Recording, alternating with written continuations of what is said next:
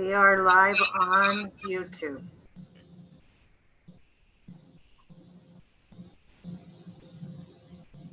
And Savannah, you have quorum. Okay, good. Welcome everyone. It's Wednesday, February 9th, 2022.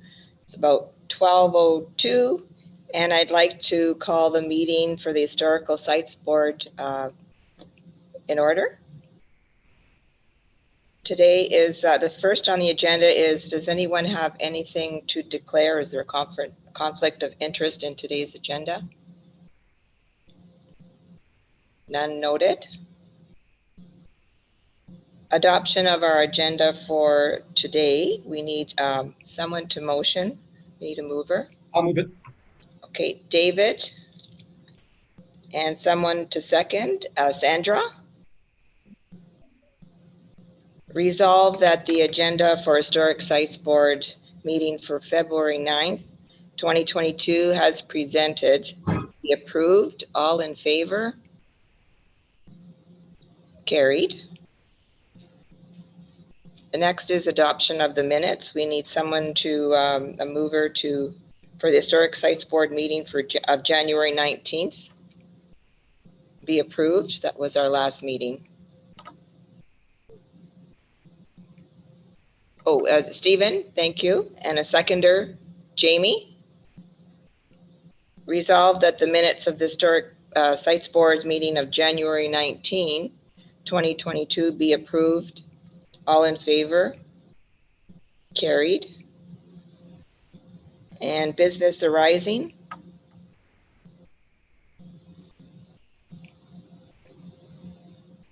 It's not noted on the agenda, but I want to thank those of you that have volunteered to work on policies, and we're going to set some dates for February 25th to the 22nd week to review those, and then we will bring them back probably March or April to the board level for final approval. So that was all. Okay, next is accounts. I'm going to refer to are you going to show it on the computer? Yes, just for everyone's sake, I am publicly going to acknowledge that I made mistakes on the ones I sent you.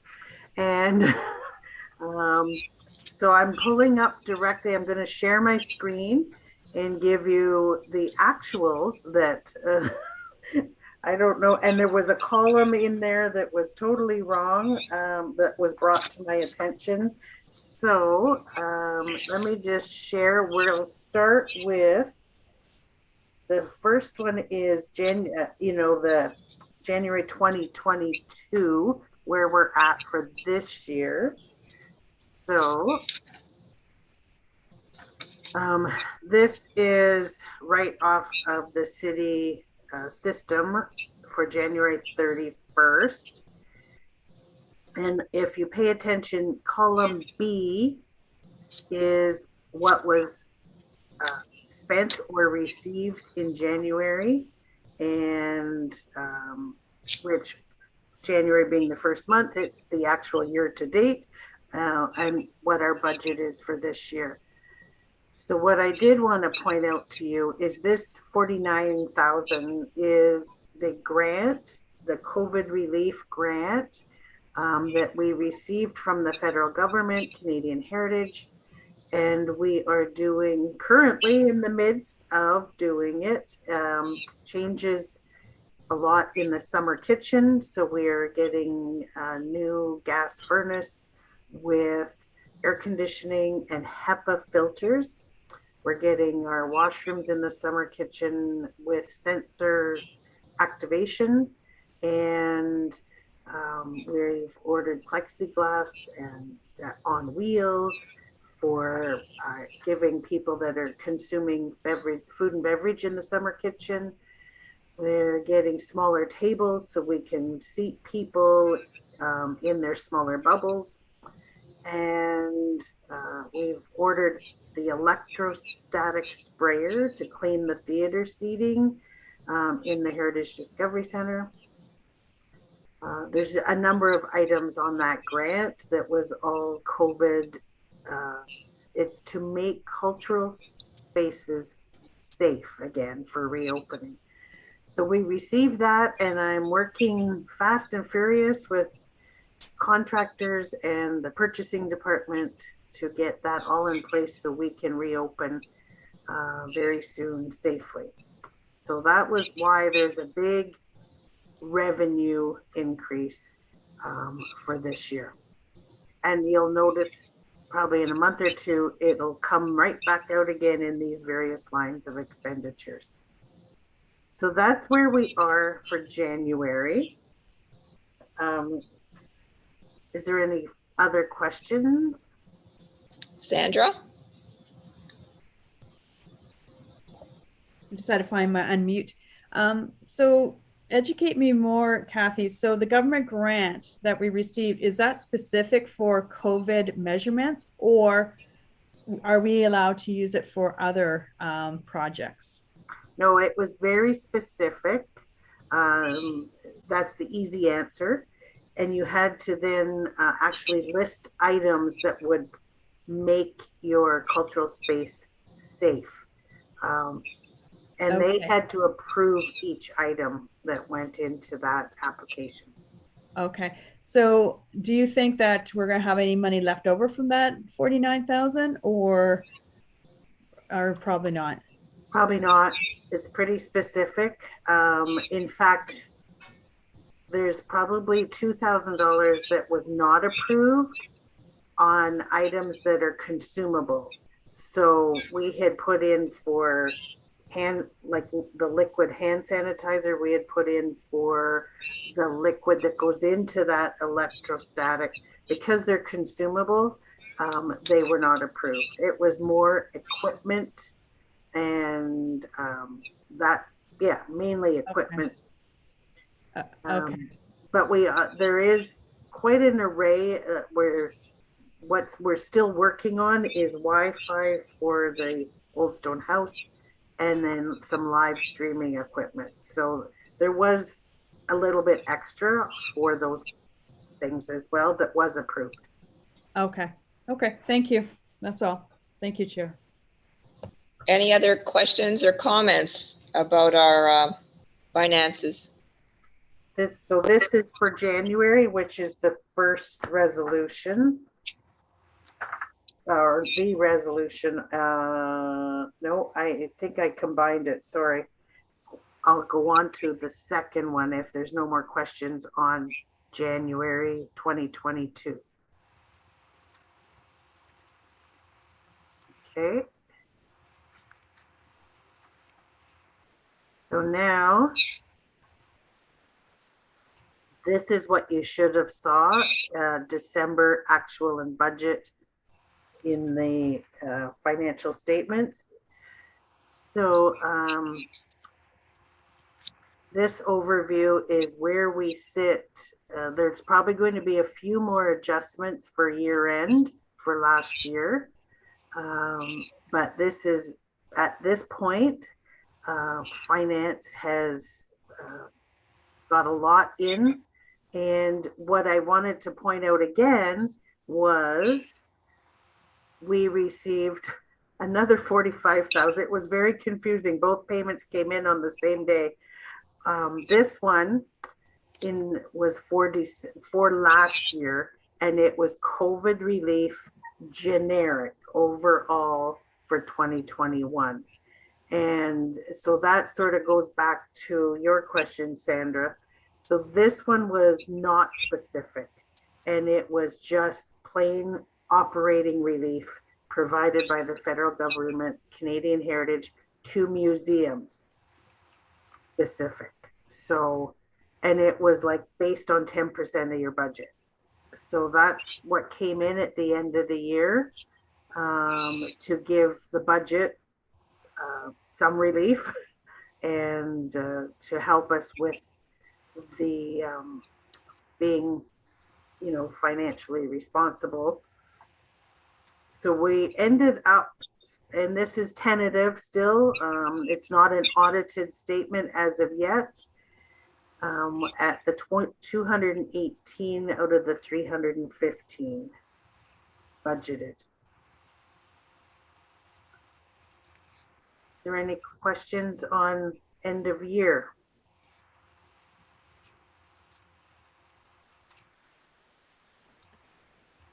No comments or questions then? So we need a motion to approve the year-end 2021 financials and the preliminary January 2022. Sandra's, and someone to second it. I'll second.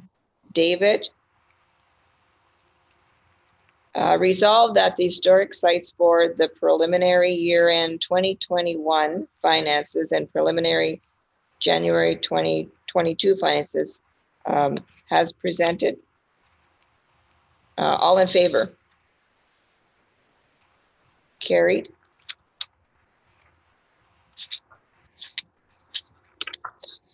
So if there's no questions or comments, it looks like we go to the Curators Report. Did we miss anything there, Kathy? Or? Nope, that's right. Okay. And reopening plan? Well, as I said, that we are in the midst of doing a lot of work in the summer kitchen. The Public Works Department are currently sanding the floor because we thought we'd take an opportunity to, you know, freshen the place up, since we're going to have new furnace and new washroom and all of that. So that's happening right now while we're getting the equipment in. Then the other work that we're working on, the movers were here this morning. So we use the movers to move heavy furniture around throughout the house to work on the period rooms of the old stone house. So now we'll start to work on creating the exhibits again. So we're looking at trying to get open for the March break time period and be operational again. And that's sort of the reopening plan, which will, if all goes as predicted by the province, will be closer to that third stage of reopening. We are open in the Heritage Discovery Center and the gift shop is open. So we currently are open, but only the main building at the moment. So that's the you know, really short version of reopening. We will work within all the guidelines as they're presented by the province. And we will have all the new equipment to do it safely. So that's sort of the plans. We are looking at doing some sort of 2 time periods during March break as a reopening start date. And we're looking at doing it in conjunction with all of the cultural facilities in our corridor. So the cultural corridor connection, we're calling it. And people can get a family pass to go to all of us and a schedule. And so the partners are the museum, the art gallery, us and Tomica, the bush plane, and the library. So it will be scheduled on certain days, certain times at certain facilities, and they can pick up that schedule and come and do something at each of us. So it's kind of a nice spring reopening, good time to start that and get people reintroduced to all of us. So then 7.2, do you want me to keep going? Any questions on all of that? Sandra has a question or a comment, Sandra? Thank you, Chair. Through your chair to Kathy. Thank you. Just 2 quick questions. I know the answer, but I just want to confirm it. So this pass that you suggested, you will be reaching out to our local media to promote it, I'm assuming. And I know Sue today is usually very good at giving free advertising for such these type of community, bonuses. So I guess you'll be reaching out to our local media to promote this. Yes, to answer your question, we all will be we'll be doing I guess a PSA out to local media, Okay. and we'll all be sharing the information on our social media. Okay. And may I ask one more question through you, Chair? Something in the future with the reopening, have you already started to reach out to the schools, or has the school started to reach out to you to see about some schools coming to visit in the spring like they usually do? I know you're so organized, you probably have that well planned, and I might be jumping ahead. Well, to answer that question is a complicated answer. The reason that actually the cultural corridor got together was to discuss a joint effort in working with the schools, and so that was the start of that group meeting, which led to a bunch of other things like March break. The schools at this moment are still not approving field trips. They will let us know when they'll be approving that so that they can come to our sites. In the meantime, we're trying to work with them on what can be offered virtually. And each of us has our own virtual programs. And so it's just continuing to make them aware. We're trying to push it as a shop local for your curriculum content. So we've formed an alliance. The Cultural Corridor group of us have formed an alliance, and Alicia's on it from the museum and all those other places that I mentioned for March break. So it's a unified approach, and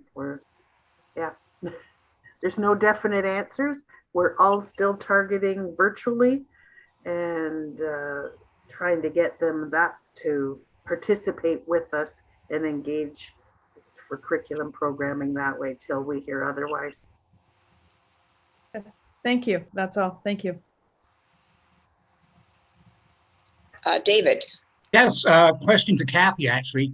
The events calendar that you circulated, this is temporary, or is this fixed yet, or is this preliminary? That's a preliminary. Okay, because I was wondering if it was okay to go ahead and circulate this amongst some of the reenactor volunteers so that they can save the dates, but is it a little early for that yet? So what you were provided is now actually getting more set in stone here. And this is now going to be circulated because this doesn't have all that fine print that you got on that spreadsheet. So we do a rack card every year on events. And so this is also actually some of the information now that's going as I put on the agenda Outlook 2022, and you all received an email about that. We're going to have a full page come out February, I think 24th, with editorial and advertisement. And it's all on full page on the Ermatinger site. I took the approach of, restore, because we're still under construction, reopen, and what we've done to reopen safely, and reassure that everyone's safety is going to be captured when they visit us. And the last one is reintroduce, and then promoting our events, our services, other things that we offer. So that's all part and parcel. So this is now what we can circulate. So this is more simplified. So David, I'm going to send this out to everybody on the board, and we will from there, if you want further information to come on, especially you're thinking Fall Rendezvous, probably, and some of the ones that we ask for assistance. We're looking at really, if we get to do poutine, we're looking at probably putting in some reenactors there, heritage presentations, and then the Fall Rendezvous and Harvest Fest is an expansion added in. We're hoping that we'll be able to, with that one, do the longest table event hopefully in the downtown if everyone jumps on board. But if not, we'll do it here.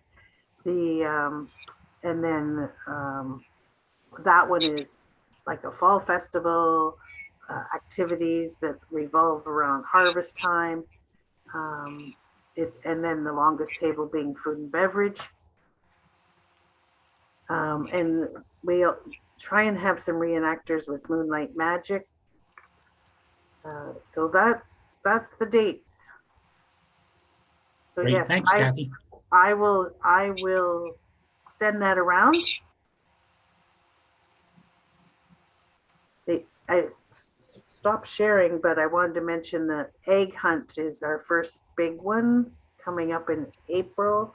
And it is hop on down to the corner to Ermitinger and Entomica. So lots of E words. So we're going to have people, families register at $10 and they can go to both places for that. So lots going on. So that's sort of really quick. The last thing I wanted to bring to your attention under an update is the Friends of received funding from Canadian Heritage.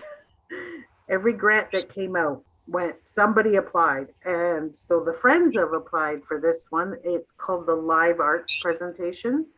And it was to support artists and performers of the live arts during COVID. So we are going to be presenting here at Ermitinger with a kickoff in March. So, and it's local musicians and actors, and their stories have to be connected to Sault Ste. Marie. So that's called Stories Steeped in Stone, a live art series. And so when we get the actual artists and musicians scheduled, there'll be a public announcement. But you might have, if you're following us on Facebook, you probably saw that we're trying to, we have a project manager through the Theater in Motion, and they are trying, the Friends of group is trying to also get someone to look at branding the series and marketing. So it's a lot of short-term contracts, but it's getting anyone in that field, the artist's field, some work, really paid work to do.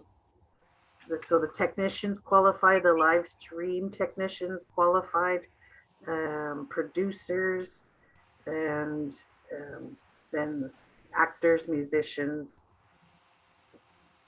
So there's quite a lineup. So you'll receive that information as well, courtesy of the Friends. Thanks, Kathy. That's a lot of detailed information, and thanks for sharing. Is there anyone with comments? I think Jamie has a comment question. Waving someone, hello. Now I have like a whole bunch of questions that came out of everybody else's questions. So Kathy, in terms of, have you completed the construction around the foundation of the old stone house, the waterproofing and all that? We have not. The contractors are coming back to do some more work. The 3/4 of it is done. Okay, so then I heard you say that you're setting up the exhibits again? Yes, so the movers came today to help us move some of the big heavy items that we can't move by ourselves. Um, we have avoided some of the windows and the walls that are going to be affected. Oh, okay. So yeah, like some of the grandfather clocks are not near the windows. Well, I guess I'm Because, asking yeah, because you, the contractors are also going to work on the windows. So oh, that's right. Can you use volunteers at this time to help unpack things? Or we will. I perhaps we're just next week going to actually go into the rooms ourselves and make decisions on what goes where. And so, yeah, there are boxes of artifacts sitting in each room. So, and there will be, set up and moving things and cleaning. So, are you offering? yeah, and let Ian know if he needs any help. Okay. A Well, non-expert. I'll let everyone know and then if you Yeah. want, yeah. So, Okay. thank you. So, the second question: Did that cultural corridor group talk about the Heritage Fair at all, or not, with the school group? Yes, it came up and we're doing more research. Thank you for the links on that. Yeah, it might be something, maybe not for too soon for this year, but maybe, a year from now might be more realistic. Yeah, we have to do a lot of setup with the schools on that. Yeah, exactly. So when I looked at your events calendar and particularly Poutine Fest, I'm wondering about our liquor license. Would we be using our liquor license for that event? We are, look, yes, the simple answer is yes. Okay. We will be running the beer tent as we did the last time. In 2019, we had to pay for a daily special occasion permit, which was very expensive for the 5 days. But now that we have our own liquor license, those expenses are only incurred every 3 years for license renewal. So yes, we'll be operating that, and that profit will come direct to the site. Cool. Um, do you need any volunteers for the egg hunt event? As we get in the next couple weeks with the last sort of details with Entomica, Mm. we will be doing a call out with specific stations for volunteers. So you're with the reopening, you're still required to screen people and limit the number of people in the building, and that the same as we did at Christmas time or at Halloween? I was just going to say for Halloween, they came in one door and out another. Oh, yes. So it's going to be similar. Okay. Things will be spaced out around the site, indoors and out, if depending on the weather. And then they'll be time ticketed. So the purpose of registration is to bring families in at certain times, like every 15 minutes, Oh, have like a group of, let's say 10 families come at 10 a.m., another 10 at 10:15, and moving them through stations on the property and then over from us to Entomica. okay. And finally, my last question is the live arts programming, will that be recorded and made available on YouTube or something later? Yes, the whole purpose of hiring a live stream crew is that it will be, first of all, live streamed, and second of all, then it'll be recorded for future use. Okay, so are there going to be any, this is a stupid question, but is is there going to be like a live audience, or will it be strictly virtual? We're hoping that we can have a limited live audience. Okay. That was another reason why getting the electrostatic sprayer, so that we can ensure the safety of the theater use. Mm. Currently, I mean, if nothing changed, right at this moment, we're at 50% capacity. So it's sort of like every second seat in the theater. But no, we are allowed to do some sort of event or what I guess do you call it, live audience? Yeah, in that was the person, word I was in struggling person, not live, but in person. with. Any We're audience. all alive. Yeah, we're all breathing at the moment. Yeah, that's right. Okay. So in person, In- we're hoping that it will be like a hybrid. So there will be okay. limited tickets available for in person, and then there will be a live stream option. Mm.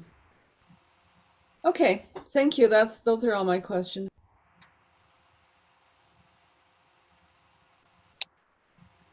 Next on the agenda, is there questions, other questions? We're fine. Okay, next on the agenda, if any of the members of the Municipal Heritage Committee have anything to share, this is the time. I was absent at the last meeting because I had a work conflict. So I don't know, Jamie, if there's any updates from the last meeting. I'm just bringing up the minutes of the meeting. So that was last Wednesday.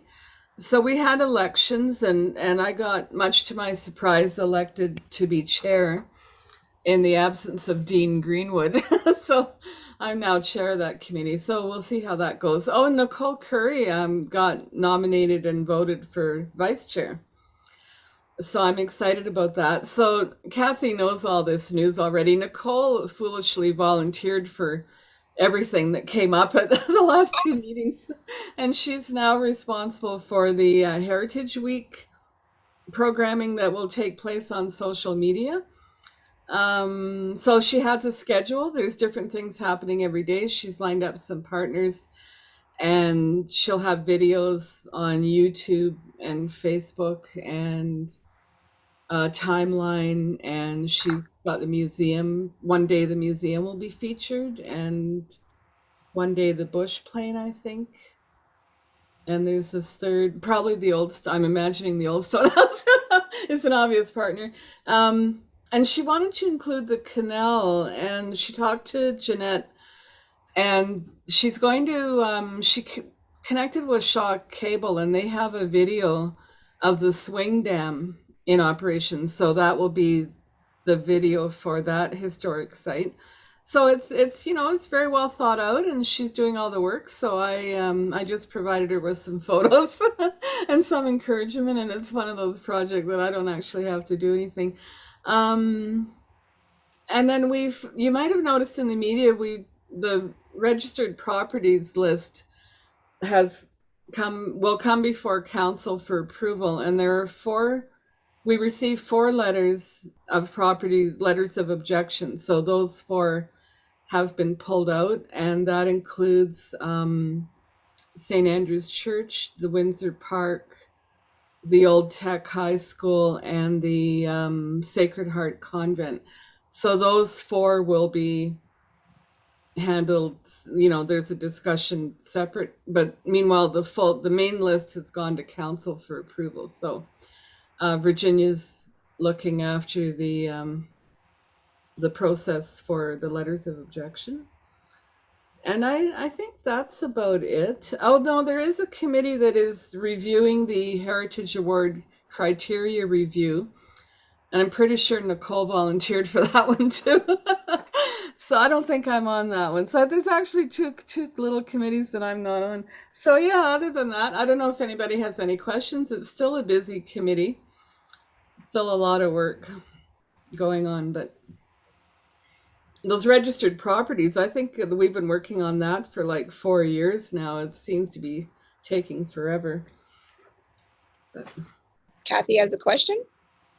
I would just like to add that for Heritage Week, the proclamation is going to council on February 21st. It's National Heritage Week, with National Heritage Day actually being February 17th. And then here at the Heritage Discovery Center, for anyone that's popping in, we will have a static display on behalf of Municipal Heritage Committee and all the timeline panels that Jamie has done in the past. So those will be out, and any remaining heritage calendars are now on sale at a lesser price. And we'll have those out on the tables here as well. So just adding, we can't, I shouldn't say we can't, we're chosen not to be in Station Mall with a display as we have done in previous years for Heritage Week. So we'll put it up here in the foyer. Yeah, I didn't know that, Kathy. So that's interesting that those panels are coming out again. And Virginia did approve our plan for the calendar that all copies will be sold from the Old Stone House and not from the museum or the library. And I think we're reducing the price to $10 instead of $15. So Virginia's okay with that. Yeah. Sandra has a question. I have a question through your chair to Jamie, if that's okay. Go ahead.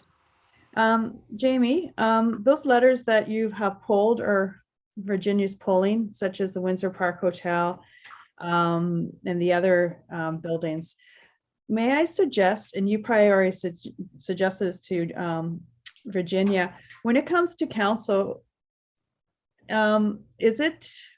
are the letters basically saying, sorry, we don't want to be under the umbrella of heritage? Is that what the gist of these letters are? And if that's the case, my opinion is that's sad, because we have to, obviously preserve our heritage. So if that's the case, can Virginia think about some other solutions that council could think about to still keep it under the historical umbrella and yet be able to appreciate where these letters, where the writers, the authors of these letters are coming from, if I'm making sense? Yeah, I know what you mean.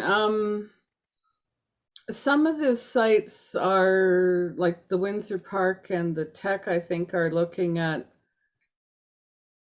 with the Windsor Park is in the middle of phase 1, phase 2 residential projects, and the Tech, the Windsor Park one, I was actually talking to Virginia about this. Because that building I think the heritage part of that building is the tower and the 2 floors under the tower. In our description of that building, we could possibly look at not designating the part of it that is west of the main building. Like maybe only part of that building has a heritage description. That's one option. You could say the same thing about the Tech, possibly. But I'm hoping that, the subcommittee gets back together and goes through the 4 letters and has that conversation. I hope so too, because I'm on that subcommittee. So yeah, and so am I. And so who else? Harvey and Sean, I think. That's right. So maybe we can nudge Virginia that we get back together first before any of this goes to council, and so we can come up with some solutions. Oh, I'll ask her. Harvey's probably already asked her that. Oh yeah, probably. Sure, right. So yeah, no, I'm like some of those sites that people are objecting to are ones that I actually added to our list, and of the about 300 that we scored, I mean, some of those are kind of my pet. I remember you actually got us into the Windsor Park. Remember, we got to go in the lobby, and so it's I can understand that the buildings that are going to be repurposed potentially. Oh, sorry, my phone's ringing. But anyway, yeah, you're right. That subcommittee needs to meet. So we're off topic a little bit, but thank you. That's all. Thank you. Next on the agenda, is there any other new business to be presented? I don't have any, Madam Chair. Sandra? I just have a question. Maybe you discussed this at the last meeting, which I wasn't around. Kathy, through your chair to Kathy, will we get an update on what Parks Canada is planning to do for the summer? Any of their events? Anything that we should be aware of? Are they planning to come to talk to us sometime? I have our connection with Parks Canada. We do have a memorandum of agreement to work in partnership with them. So I have reached out. I reached out at the end of the season last year. Last year was their 225th at the fort. And some of the things they did on their own, because we didn't go out at all, or nor did any of our reenactors, I think due to the pandemic. So, but they have blacksmith demonstrations, weapons demonstrations, and their new bake oven. They also did just daily things with music, quill work, flint and steel, and they only did it Wednesday to Sundays. They were closed Mondays and Tuesdays. Well, I think actually that just means they only did demonstrations on certain days, and each one was like once a month. So I talked to them and said that we should be planning together for perhaps we used to do a lot together. And in fact, one of the things that during Fall Rendezvous and Harvest Fest was I was thinking maybe it'd be a good time to reintroduce the bus trip to the island, to Fort St. Joseph. And we used to do a ticketed event where people would buy a ticket, come here for appetizers, and we would have our reenactors here, and we would do discussions and talks and demonstrations, put them on the bus. They would go and have supper along the way, and then they would take in the ghost walk at the fort. But a ghost walk hasn't happened in the last couple of years. So we're just still in the midst of seeing what we can do together. And if not something like that, just even maybe trying to partner on doing some of similar things, or us going to them coming to us, and sharing expertise. So the discussions are slow, but they have started. That's good. That's perfect. Thank you for that update. That's all. Thank you. Then, if there's no other comments or questions, our next meeting's March 9th at 12 o'clock. And I just want to say before we adjourn that, Kathy, all of your emails and your information is so helpful. It's a really good way to communicate. So whenever you need volunteers or anything that comes up, just, continue to do that, because that's how we'll know right away what's going on and how we can help out in any way. We need a motion to adjourn now. Sandra? And happy Valentine's to everyone. Happy Valentine's, and a seconder. Stephen? I know Charlotte was here as well, right? Yep. She was. I am here. I'm just not feeling Hi, that Charlotte. great. Okay, the committee now adjourns. Thank you, everyone. Stay safe. I just want to say that our goal is to try and have the Historic Sites Board in the summer kitchen, maybe April. Wow. Yay. That would be nice. Yeah. That would be really, really nice. To come back for our lunch and sit by the fire. So you'll be the first to know. I'm looking forward to my Valentine pickup on Friday, Kathy. That'll be delicious. I just posted on Facebook the cook over baked. So we have extra cookies and extra chocolate. So great. Okay, that'll be good. Okay, bye everyone. Well, thank you, everyone. Have a Thank good you, Bye, everyone. guys. Okay, bye.